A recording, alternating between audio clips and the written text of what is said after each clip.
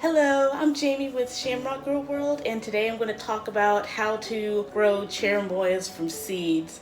It's actually really easy to do. You can start by the fruit that you bought at the store or from seeds that you can get online.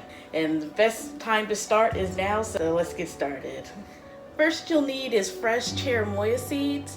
You can actually get this from the store-bought fruit, or you can go online and get seeds from a nursery. If the fruit was ever chilled in the refrigerator for a while, the seeds inside will still be viable. They will accept short periods of 40-degree temperatures, but make sure not to freeze the fruit or the seeds because actually freezing them will kill them. Next you'll need is well-draining soil. I use peat moss, seed starter mix, or any other light soil that has enough perlite and is lightweight. Make sure not to use anything that's clay or too sandy. Just make sure that it drains really well. Next you can use a container. I prefer to use shallow containers at first, and until they sprout and grow a few sets of leaves, I'll transplant it to a large container. Just make sure that it has enough room to grow and that it has drainage holes. You'll also need small plastic bags, and this will help to keep the moisture in the container. And lastly, you'll need water and heat. Heat can be a sunny windowsill. You can use grow lamps, light bulbs, or a plant heating pad. That's usually what I prefer to start it with. The plant will need warmth at first, and once it germinates, sprouts, and develops a few sets of leaves, then you can direct it to sunlight. So to extract the seeds from the actual fruit, all you can do is cut the fruit in half, and then you'll scoop out the large black seeds that are inside of it. Each seed contains a small white membrane. Make sure to pull that off. Each fruit may contain between 30 and 50 seeds.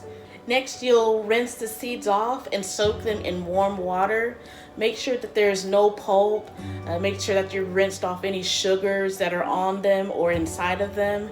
And some seeds will sink to the bottom, while other seeds may float to the top.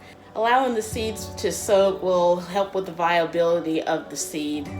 Now that you have the cleaned and soaked seeds, you can now go on to planting. Whatever container size you choose to use, make sure to fill it all the way up with soil, and you should bury each seed roughly 1 inch below the soil.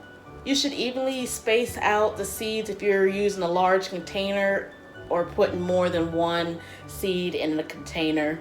You can go ahead and water the soil and keep it moist, make sure that it drains. Then you can use a plastic bag and put it over the container, or put the container inside the plastic bag so it can control the moisture level. And once the seed is planted and the soil is moist, you can put it in the provided heat source. As your newly planted seed gets warmth and moisture, make sure to watch for growth. The seed may usually sprout between 2 to 4 weeks, but it may take up to 8 weeks for it to sprout out of the soil.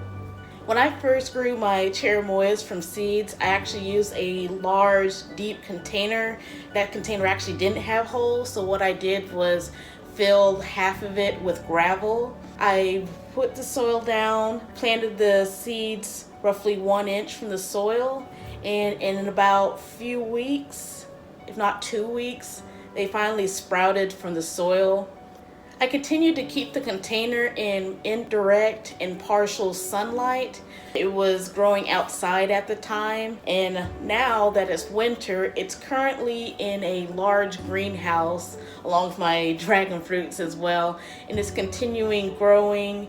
More sprouts have come up in the past few months, and it's growing into a nice little pot with a ton of cherimoya seedlings.